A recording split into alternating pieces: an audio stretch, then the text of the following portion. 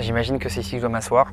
Ça me fait premier degré peur. L'ambiance est assez badante. Dites-vous que je suis seul. Pas du tout, accompagné de mon cadreur juste là-bas. On lui fait un gros big up. Les amis, aujourd'hui je m'apprête à vous raconter 5 histoires paranormales, 5 histoires que vous m'avez envoyées sur Instagram et par mail. N'oubliez pas le point co, je l'oublie pratiquement dans tous mes vidéos. J'ai oublié de vous le mettre, c'est terrible. Du coup personne n'envoie de mail, personne ne trouve l'adresse car je mets pas les infos qui sont bonnes. Je suis con un peu, on peut le dire. Aujourd'hui, nous sommes dans un endroit assez particulier. On est dans l'hôtel des Sœurs Papin, lieu très connu ici pour avoir... J'ai pas l'historique, très honnêtement, du lieu. En tout cas, je sais qu'il est très badant. Et voici à quoi il ressemblait avant. Et voici maintenant à quoi il ressemble.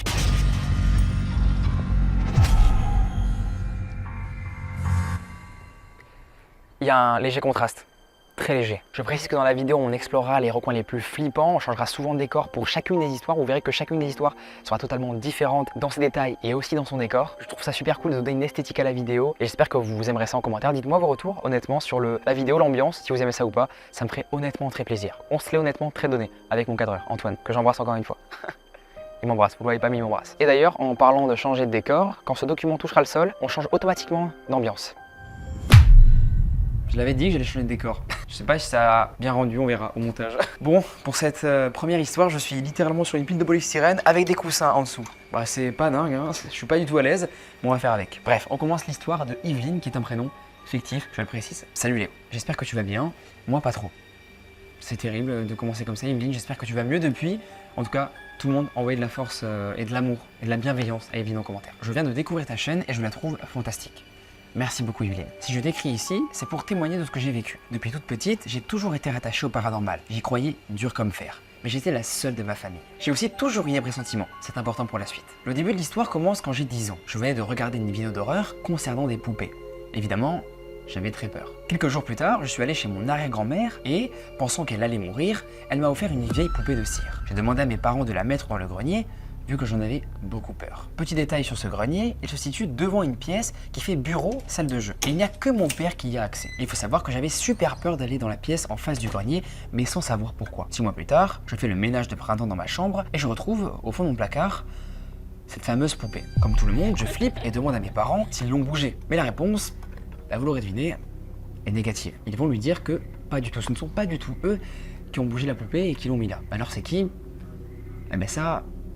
Yveline ne le sait pas, et nous non plus pour l'instant. Je redemande donc à mon père de la mettre dans le grenier. Le soir même, j'avais la boule au ventre. Un énorme mauvais pressentiment. Je n'arrivais pas à dormir. Il devait être aux alentours de minuit. Et à ce moment-là, j'entends un jouet. Un jouet se déclencher sous mon lit. Le problème, c'est que ce jouet, pour l'allumer, il faut appuyer sur un bouton. Comme tout enfant de 10 ans, je me mets à pleurer. Mais pas de joie, de peur. Et comme nous précise entre parenthèses Yveline, son histoire n'est pas encore finie. Mon père, encore réveillé, arrive en colère dans ma chambre et me gronde parce qu'il pense que je joue, mais il comprend vite que j'ai peur. Il me rassure. Vers 1h du matin, de la même nuit, il se passe quelque chose d'encore plus louche. Toutes les caisses de jeu de ma chambre tombent d'un coup sec. Ça fait un vacarme monstre et je hurle de peur à présent. Mon père, très cartésien, me rassure en me disant que c'était simplement le bordel. Mais je savais au fond de moi que ce n'était pas simplement parce que ma chambre était en bordel. Plusieurs années plus tard, j'avais 13 ans et j'avais une amie encore plus rattachée au paranormal que moi. Je l'invite à faire une soirée pyjama chez moi afin de fêter mon déménagement qui aura lieu 2 mois après. Pour ne pas déranger mes parents, on décide de dormir alors dans la salle en face du grenier. Mon ami, dans la soirée, devient livide et dit: je ne voudrais pas t'inquiéter, mais j'ai vu un homme sortir de ton grenier. Sur le coup, j'ai très peur parce que je sais très bien qu'il n'y avait personne avec nous ce soir-là. 1 mois plus tard, je fais un appel vidéo avec mon ami et sa mère, qui est aussi dans la spiritualité. Et sa mère, à un moment donné, va me dire: tu sais que ton grand-père veille sur toi? Mon arrière-grand-père, il faut savoir, était mort avant ma naissance. Donc je me suis dit que peut-être il nous rendrait visite et que c'était lui la cause de tous ces problèmes. Ensuite, j'ai déménagé et pendant les vacances d'été, je suis allé dormir chez une autre amie. Donc je fais la chose la plus stupide du monde et qui, vous le verrez, n'est pas finalement si stupide que ça. Je mets le dictaphone sur mon téléphone, prends un pendentif et commence à poser des questions à l'esprit. Il me montre avec le pendentif le nom d'un enfant porté disparu à l'époque. Je ne me rappelle plus le nom exact de cet enfant, donc on va l'appeler Loris. Avec mon ami, on écoute donc l'enregistrement et cela nous fait froid dans le dos. Quand je lui demande comment il s'appelle, on entend sur l'enregistrement une voix dire: c'est Loris bien sûr. Ou alors: c'est Loris, j'assume. Chose que l'on n'entendait pas du tout dans la vraie vie. On a paniqué et stoppé directement net ce qu'on faisait. Je vais essayer de te mettre la partie de l'enregistrement en pièce jointe.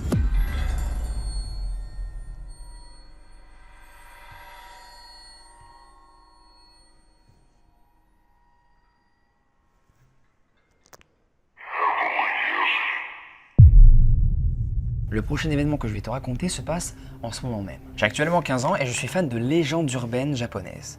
C'est fou, elle a 15 ans, je trouve ça très jeune pour aussi bien écrire. N'hésitez pas à me dire en commentaire votre âge, ça m'intéresse. Je pensais avoir une communauté plus vieille que ça. Écoutez, je trouve ça assez étonnant et je suis assez content d'avoir aussi des jeunes dans la commu. J'ai écrit des livres et j'ai besoin de faire souvent des recherches par rapport à ça. Et un jour, j'en ai trouvé une. Je vous l'avoue, je n'y crois absolument pas. C'est L'Enfer de Tomino, le poème qui tue. Ce serait soi-disant un poème, comme la légende le raconte, maudit, qui tuerait tout ce qui le lirait à voix haute.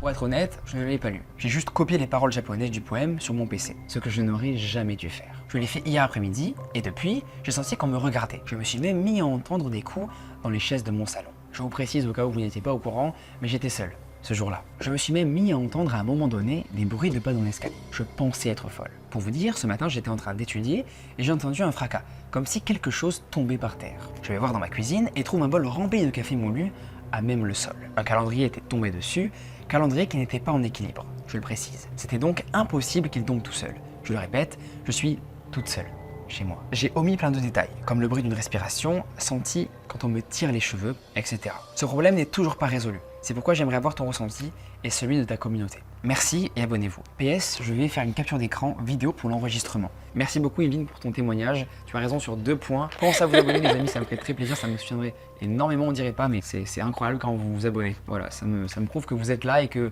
vous soutenez la chaîne, c'est fou. Deuxième chose pour laquelle Evelyne a raison, on aura besoin de vous en commentaire pour essayer de voir qu'est-ce que vous pensez finalement de cet enregistrement. Est-ce que vous pensez que c'est paranormal? Est-ce que c'est explicable scientifiquement parlant? À vous de me dire votre avis en commentaire sur ça. Et on passe du coup maintenant à la prochaine histoire. On passe maintenant à l'histoire de Tommy et c'est la première fois dans cette vidéo et depuis longtemps d'ailleurs qu'on a un garçon. J'ai l'impression que ma commune n'est pas du tout constituée de garçons et d'ailleurs j'ai un peu raison. Vous êtes, je crois, je mettrai les stats ici, beaucoup de filles dans ma communauté et je trouve ça incroyable. Mais les garçons, réveillez-vous, vous êtes où les gars là? Oh, ça fait quoi? Ça dort? Sûrement. D'ailleurs vous avez raison, ça fait super du...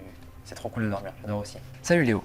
J'ai hésité avant de te raconter mon histoire, mais je pense finalement qu'elle mérite d'être partagée. Eh bien écoute Tommy, on la lit maintenant avec tout le monde. Mon histoire s'étend sur plusieurs années, elle est toujours en cours. Pour commencer, il faut savoir que dans ma famille, beaucoup de personnes ont des dons de guérison ou de médium. Je ne pense pas avoir de dons en particulier, mais je me demande si je n'ai pas une certaine sensibilité. En 2021, il était environ 2 h du matin. Je suis insomniaque, donc je ne dormais pas. Mon nez s'est pour aucune raison mis à saigner abondamment.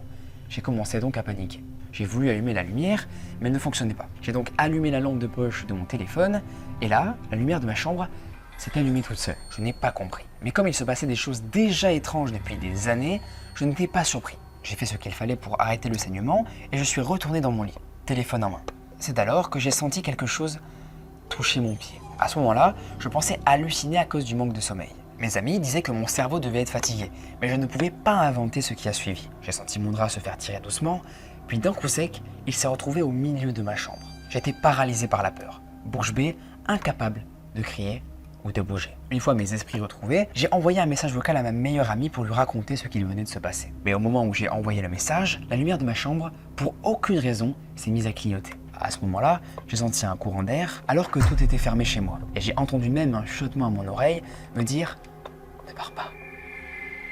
J'ai tellement eu peur de cet événement que mon nez s'est remis à saigner. J'ai passé le reste de la nuit assis dans un coin de ma chambre, téléphone à la main et la lumière allumée. Je n'en ai pas parlé à mes parents, car ils ne me croyaient pas lorsque je leur racontais les bruits et les objets qui bougeaient dans le passé. La fin de l'été a été un cauchemar. Les phénomènes étranges se sont intensifiés. Un jour, j'ai même réussi à filmer un événement en plein jour. Je montrais un dessin que j'avais fait, quand derrière moi, la porte de mon armoire s'est ouverte toute seule. J'étais seul chez moi, je le précise. Avec les amis, nous avons décidé de faire une séance de Ouija pour tenter de communiquer avec ce qui me tourmentait. Mais ça n'a pas donné de résultat, malheureusement. Sauf pour un incendie qui s'est déclaré à l'endroit où nous avons jeté la planche quelques jours plus tard. En 2022, je suis allé dormir chez une amie qui possède une vieille maison. Nous étions seuls pour la semaine. Comme d'habitude, je faisais une insomnie alors qu'elle dormait. Pendant que mon amie dormait, j'ai entendu quelqu'un courir dans les escaliers. Mais vu leur pente, il est difficile de les descendre sans tomber. J'ai pris mon courage à 2 mains et suis descendu pour vérifier. Évidemment, il n'y avait personne. En bas, j'ai décidé de prendre un verre d'eau pour me changer les esprits et en me retournant, j'ai vu une femme, aux cheveux courts, assise sur le canapé, regardant par la fenêtre. Elle est devenue de plus en plus translucide avant de disparaître complètement. Après cet événement plus que troublant, je suis donc remonté à l'étage et j'ai continué d'entendre des bruits en bas, et ça durant toute la nuit. Au matin, les chaises étaient tombées, les tiroirs et le frigo ouverts. Par contre, les portes et les fenêtres, étrangement, étaient toujours verrouillées. J'ai raconté ma rencontre à mon amie, qui est devenue toute blanche, en m'assurant que la femme que j'avais vue était sa grand-mère décédée. Quelques jours plus tard, lors d'une discussion, mon amie m'a dit qu'elle pensait que ce n'était pas un esprit attaché à moi, mais que j'avais une énergie attirant les fantômes. Tommy va nous dire que rien de notable ne s'est produit jusqu'en 2023. Mes parents ont divorcé et ma mère, ma sœur et moi avons déménagé dans un appartement dans une ville voisine. Avant de partir, il y a eu un tremblement de terre qui a fait tomber des objets sur son bureau. En les ramassant, j'ai ressenti un frisson en voyant 2 mots formés par terre, souvenir et plus loin, toi. Souviens-toi. J'ai immédiatement pensé à ce chuchotement, à cette voix étrange qui m'avait dit en 2021 « Ne pars pas ». Dans notre nouvel appartement, des phénomènes ont commencé à se produire immédiatement. Même ma mère, qui ne croyait pas du tout au paranormal, a commencé à douter. Surtout, j'entends constamment des bruits dans le cellier. Mon petit cousin pleure chaque fois qu'il passe devant, disant « Peur, peur ». Un soir, alors que j'étais seul, la porte du cellier n'arrêtait pas de s'ouvrir et de se refermer en claquant. Et j'ai réussi à la filmer. Pour l'instant, je n'ai pas vraiment d'explication, mais je vois les choses complètement différemment depuis. En 2021, j'étais terrifié par le paranormal. Aujourd'hui, je suis passionné et j'essaie d'en apprendre plus à ce sujet. Je m'appelle... J'aurais bipé du coup son prénom, et j'ai 19 ans. Mais si tu racontes mon histoire, appelle-moi Tommy, pour que mes amis me reconnaissent, sans que mon identité soit forcément révélée. Merci de m'avoir lu, Tommy, du coup. Merci beaucoup Tommy pour ton histoire, elle était juste folle. J'espère Tommy que tu m'auras envoyé très vite, et très vite je te menace, c'est une menace littéralement, les preuves de ton histoire, des vidéos que tu as pu filmer sur Instagram. D'ailleurs je les afficherai, je les aurai évidemment mis au montage. Si c'est pas le cas, j'aurais imagé ça avec des images de stock pour que vous soyez vraiment dans l'ambiance la plus totale. Et d'ailleurs, merci Tommy pour cette transition. Envoyez-moi le plus de preuves possible quand vous m'envoyez vos histoires paranormales. Et pensez surtout, quand vous vivez un truc un peu flippant, à filmer ça directement. Je sais que c'est pas le réflexe de tout le monde, mais je trouve ça super important de documenter ça au maximum pour qu'on ait le maximum de preuves et que vos histoires soient fournies d'infos et que ça ramène beaucoup plus de crédibilité. Agathe. Eh bien écoute, je vais raconter ton histoire, tu vas passer au tableau mon trauma, mon plus gros trauma honnêtement, je ne sais pas si vous c'est votre trauma, personnellement c'est mon cas. Bonjour, je m'appelle Agathe et je voulais te faire part de 2 périodes de ma vie où il s'est passé des choses assez mystérieuses. J'ai 19 ans, mais les faits se sont déroulés vers mes 12 ans. En février 2016, mon grand frère est décédé, puis mon grand-père en septembre. C'était un moment très compliqué à surmonter, mais petit à petit, on doit s'y faire. À cette époque, mon père n'avait pas encore déménagé de la maison. Et il y avait toujours la chambre de mon frère, j'aimais beaucoup y aller. Il faut savoir que je n'ai jamais ressenti aucune onde mauvaise ou autre. Mais ce soir-là, tout était complètement différent. Je partageais ma chambre donc avec ma demi-sœur en attendant les prochains lits. Nous dormions donc sur le sol. Nos matelas se touchaient au niveau de la tête et elle, ma demi-sœur, avait un accès direct sur une sorte de couloir en demi-cercle. Aucune de nous ne dormait. Et je l'entends dire à un moment donné, c'est qui ? Je me retourne donc directement vers la porte de notre chambre et là, je me mets à la voir. Je me mets à voir une ombre très grande portant une sorte de chapeau d'inspecteur et un long manteau noir. Sur le moment, je n'ai pas du tout eu peur. C'est seulement le lendemain matin, avec ma demi-sœur, qu'on reparle de ça et on se dit que quelque chose clochait.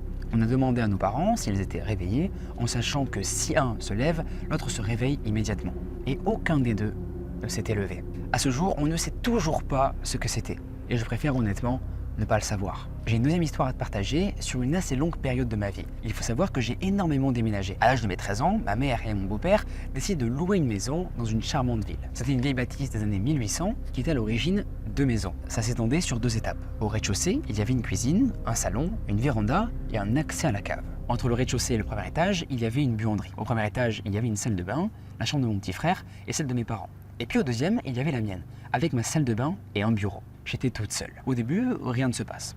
Et petit à petit, l'ambiance commence à devenir de plus en plus bizarre. Un soir, aucune de mes fenêtres était pourtant ouverte, je sens une brise de vent sur ma tête, avec une odeur bizarre, de vieux parfums féminins. Je me sentais toujours observé dans le même coin de la pièce, sous une charpente en face de mon lit. Quand j'allais à la douche, je me sentais toujours observé derrière le rideau. Il y avait quelque chose de vraiment très pesant. Aussi, le soir, je ressentais toujours quelque chose derrière moi, mais je ressentais que cette chose n'était pas bienveillante. Elle était mauvaise. Je me sentais très mal à l'aise. Et j'ai appris plus tard, grâce à des récits de ma famille, que ma mère avait un jour fait une sieste dans la chambre de mon petit frère et qu'elle avait entendu des bruits. Des bruits de pas, comme si quelqu'un marchait autour du lit. Mon petit frère un jour prenait son bain. Et il adorait, il faut savoir, jouer avec ses figurines pop. Et à un moment, il dit « Noé !» prénom de mon grand frère. « Si tu es là, fais tomber une figurine. » Et d'un coup, une pop s'est mise à tomber. Cet événement va terroriser mon petit frère à tel point qu'il s'est très vite réfugié dans les bras de son père. Aussi, un jour, il était dans sa chambre et jouait avec la caserne de police Playmobil. Et il avait une caisse où il mettait ses jouets. Et là, pour aucune raison, elle s'est mise toute seule à se refermer, ce qui n'était jamais arrivé auparavant. Il y a beaucoup d'autres choses minimes, mais depuis, on a déménagé. Et heureusement. Merci beaucoup Agathe de nous avoir partagé ton histoire. Elle aura permis à ma personne finalement de parler du Atman, de cette forme étrange qui apparaît dans les rêves des gens, qui terrifie tout le monde. Ça m'a fait plaisir d'en parler. Même si tu nous le précises à la fin de ton histoire, on espère que tu ne vis plus des choses un peu flippantes avec ton grand frère du coup qui est malheureusement décédé. Et je t'envoie toutes mes condoléances et toute ma force, également à toute ta famille. Mais j'espère qu'il a pu retrouver la lumière comme dans la série Ghost Whisper. Vous savez, quand la femme est trop long l'explication, pardon, j'arrête là. On passe à la prochaine histoire. On passe maintenant à l'histoire de Colline. Colline qui est une abonnée. Je dis que des trucs sensés pour cette fin de vidéo, c'est terrifiant. Bonjour Léo, je vous ai découvert il y a peu de temps sur YouTube et je me suis abonné directement après cela. Merci à toi. Je vais essayer d'être clair et rapide malgré le fait que cette aventure terrifiante ait duré bon nombre d'années. Je m'excuse par avance pour les fautes d'orthographe. Écoute, on ne veut pas Colline, on en fait tous. Ça arrive à tout le monde. À cette époque, nous vivions avec ma sœur, ma mère et son compagnon dans un appartement depuis plusieurs années. J'avais alors 15 ans. Il ne m'était jamais rien arrivé de spécial ici. Seulement, depuis que je suis enfant, j'ai toujours prétendu voir et entendre des choses, ce qui m'avait vendu un rendez-vous avec un psychologue. Il avait fini par constater que j'avais beaucoup d'imagination. J'ai fini par mettre de côté donc mes hallucinations imaginaires. Seulement, je n'étais plus une enfant lorsque cette histoire terrifiante s'est produite. Un jour, ma grand-mère m'a offert un secrétaire, un magnifique bureau venant d'une amie à elle, décédée. Secrétaire qu'elle-même avait récupéré de quelqu'un d'autre, et ainsi de suite. À partir du moment où ce bureau a fini dans ma chambre, ni ma sœur ni moi nous nous y sentions bien. J'ai commencé à faire des cauchemars et j'avais la certitude que quelqu'un m'observait la nuit. J'ai décidé de n'en parler à personne et j'ai vécu des mois en gardant cela pour moi et en subissant mes imaginations. Plus les semaines passaient et plus des objets tombaient dans mon bureau, les tiroirs frappaient de l'intérieur et le bois craquait. Et malheureusement, comme nous dit Colline, il n'y avait pas que ça. Avec ma sœur, la situation empirait, elle devenait de plus en plus agressive et on en venait à ne plus se supporter du tout. Un soir, lors d'une ultime embrouille dans la cuisine, un verre s'est littéralement brisé. La mère, témoin de la scène, n'en croyait pas ses yeux. Notre chien s'est mis à hurler et à courir dans l'appartement sans raison. Il a fini même sous le lit de ma sœur à grogner. Il montrait les crocs et on ne comprenait vraiment rien à cette scène surréaliste. Et un autre soir, ça a recommencé. Ma sœur s'est remise à hurler. Elle a ouvert la porte de ma chambre et m'a supplié de sortir. Elle m'a dit qu'elle était en danger, qu'elle avait fait un cauchemar dans lequel quelqu'un s'était accroché à moi et ferait tout pour détruire tout ce qu'il était possible autour de moi. Là, j'ai commencé à avoir peur, surtout quand je lui ai demandé de me décrire la personne et qu'il s'agissait bien de celle qui m'observait tous les soirs. J'ai fini par tout raconter à ma sœur ainsi qu'à ma mère et nous avons décidé de garder cela pour nous, comme une mission. Nous allions essayer de tirer le vrai du faux, de comprendre, de rester pragmatique. Un jour, le fils du compagnon de ma mère, qu'on appellera Paul, âgé de 12 ans, dort dans ma chambre pour le week-end sur un petit lit d'appoint.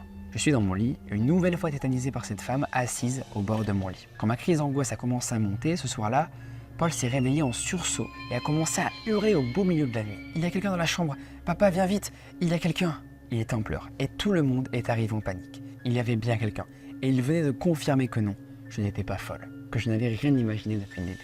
Après ça, j'ai décidé de faire des prières et de nettoyer l'appartement. Ce n'était pas la première fois que nous vivions des faits comme ceci. Seulement, nous pensions que tout cela était terminé, ou simplement que nous étions débordés d'imagination. Ma mère vit toujours dans cet appartement et il ne s'est plus jamais rien produit. Pour ma part, j'ai fermé tout contact avec le monde invisible. J'ai été traumatisé. Et on le comprend, la Colline, avec ce que tu nous racontes, on peut comprendre que tu as voulu tout stopper avec ça. Même s'il m'arrive encore de ressentir des choses, 12 ans après, je ne suis toujours pas prête à revivre des faits similaires. Je vous remercie pour l'attention portée et j'ai hâte de découvrir de nouvelles histoires sur votre chaîne. Waouh, fou, merci beaucoup Colline pour ton histoire. Colline qui est d'ailleurs le même prénom qu'une pote à moi. Pas important dans l'information. Désolé, il est tard, je commence vraiment à fatiguer, je commence vraiment à partir en steak, littéralement. Donc voilà, je voulais quand même remercier Colline pour ton histoire. Merci d'avoir pris le temps de me la raconter par écrit, d'avoir pris ce temps-là pour moi. Je trouve ça tellement gentil. Et même, je remercie tout le monde, tous les gens qui prennent le temps et qui n'ont pas forcément leur histoire sélectionnée dans les vidéos. Voilà, je tenais quand même à vous remercier parce que, évidemment, je peux pas prendre toutes les histoires. C'est assez complexe de tout raconter parce que je reçois de plus en plus d'histoires. J'essaie de sélectionner les plus crédibles, les plus, qui me touchent le plus, on va dire. Et Colline, si son histoire, je l'ai sélectionnée, c'est qu'elle m'a touché. Et j'espère qu'il faut que tu n'auras plus de problème avec tout ça et que tes dons se soient un peu éloignés de toi et que tu arrives du coup maintenant à vivre en paix avec toi-même. La prochaine histoire, du coup, c'est la dernière. C'est qui nous la raconte et j'ai trop hâte parce qu'elle est assez particulière, vous allez voir pourquoi. Hello Léo, aujourd'hui je me permets de t'envoyer un message car cela fait longtemps que j'hésite à raconter mon histoire, que l'on peut considérer comme paranormale. Je m'appelle j'ai aujourd'hui 24 ans et plus jeune, il m'est arrivé plusieurs histoires étranges. Aussi loin que je me souvienne, j'ai eu des difficultés à dormir, fait des paralysies du sommeil où je me faisais littéralement taper. Et pour l'histoire que je vais te raconter, je suis quasiment certaine que ce n'est pas ça. Voici le contexte général. Dans la maison de mes parents, il y a toujours eu des choses un petit peu étranges. Des objets qui glissent sur le sol, qui tombent, bref, des trucs hyper bizarres. Mais j'étais assez jeune quand j'ai eu de tels phénomènes. Donc aujourd'hui encore, je n'arrive pas à croire certains événements qui m'ont pourtant terrorisé gamine. J'ai toujours ce doute qui m'habite. Parfois je me dis que c'est peut-être mon imagination. Mais un jour, en pleine nuit, mon père et moi-même avons été réveillés par un énorme boom. Un boom qu'on connaissait, puisqu'à l'étage, mes parents avaient fait emménager les combles pour faire une salle de jeu. Lorsqu'on ouvrait les tiroirs d'une commode, celle-ci tombait avec le poids et faisait exactement ce boom spécifique. Mais lorsqu'on est monté à l'étage, rien du tout. Aucun événement bizarre à signaler. Il y avait donc quand même quelque chose qui se passait dans cette pièce notamment. Mais étrangement, plus tard, j'ai voulu installer ma chambre, car je faisais énormément de cauchemars et des paralysies dans celle du bas. À l'instant où j'ai emménagé dans cette pièce, mes cauchemars ont cessé. Trop bien pour toi. Je suis content, c'est j'imagine la fin de ton histoire. Pas du tout, loin de là. Le pire n'est pas encore arrivé. J'étais ravi, jusqu'au jour où, à mes 18 ans environ, soit plusieurs années après les derniers phénomènes étranges, j'ai eu une horrible sensation d'être observé. Très régulièrement, mon regard se portait à l'entrée de ma chambre, au niveau de la porte. Je me surprenais moi-même à instinctivement regarder là-bas, mais ça restait vraiment à l'entrée. Ça ne semblait pas passer le seuil de la porte. La semaine suivante, je décide d'organiser une petite soirée d'anniversaire chez moi, et là, je précise qu'aucun invité n'était au courant des petites blagues de la maison, donc a priori, il ne pouvait pas être conditionné et s'inventer des choses. Plus tard, dans la soirée, les invités m'ont à plusieurs reprises fait remarquer les bruits de pas à l'étage. Là encore, étant tout de même assez raisonnable, j'ai expliqué que ça devait sûrement être le bois qui travaillait. La maison est récente, mais il est possible que par moment, le bois se mette à craquer. C'est une maison après tout. La soirée se passe sans encombre et le lendemain matin, deux invités, ayant dormi en haut, dans la chambre en face de la mienne, me disent naturellement qu'ils ont mal dormi parce que la chaudière s'est déclenchée en pleine nuit, faisant beaucoup de bruit. Je n'ai rien dit à ce moment-là pour ne pas les effrayer, mais chez moi, il faut savoir qu'il n'y a pas de chaudière. Et rien ne pouvait donc expliquer un tel bruit en haut. Mais malheureusement, ce n'est pas encore fini. Suite à cette soirée, cette impression d'être observé s'accentue, jusqu'à une nuit où je me réveille et j'entends très distinctement une voix de femme me chuchoter. Je pense avoir rêvé honnêtement, mais j'avoue que j'ai quand même eu peur à ce moment-là. Je me mets donc sous la couette, ferme les yeux et ne bouge plus. Puis, de nouveau, j'entends à nouveau dans un chuchotement un peu plus fort. Je suis terrorisé sous ma couette. Puis, étonnamment, je me rendors et passe une nuit super calme et reposante. Dès le lendemain, ma sensation de ne pas être seul avait complètement disparu. Comme si la personne qui était là, voyant que je ne répondais pas à ses interpellations et qu'elle finissait par me faire peur, était parti. Depuis ce jour, il ne m'est plus jamais rien arrivé dans cette maison. Mais cette période restera tout de même marquante. Merci à toi, merci pour ton contenu si qualitatif. Pourrais-tu biper ou changer mon prénom? Merci de me le dire à la fin, c'est adorable.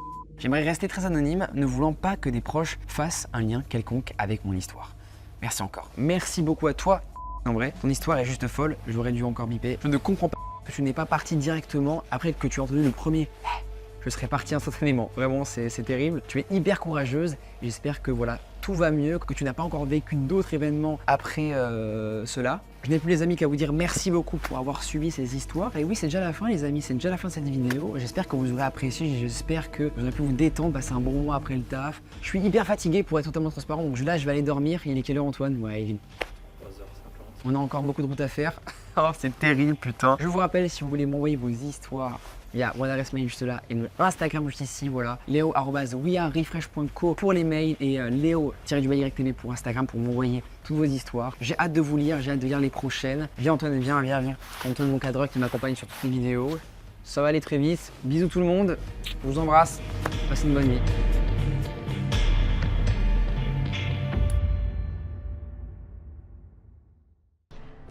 But we should be able to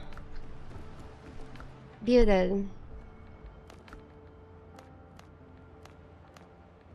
We can get any variant, so we can get a ship that's faster.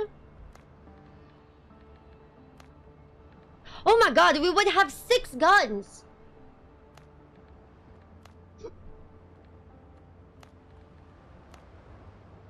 We would have less cargo? Okay, we can have a variant with less speed, but a lot more cargo.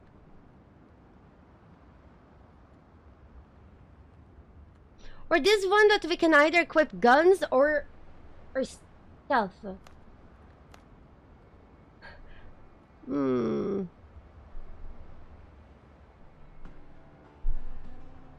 Skywalker, We might, because we can just refine stuff. We definitely do not have copper bars.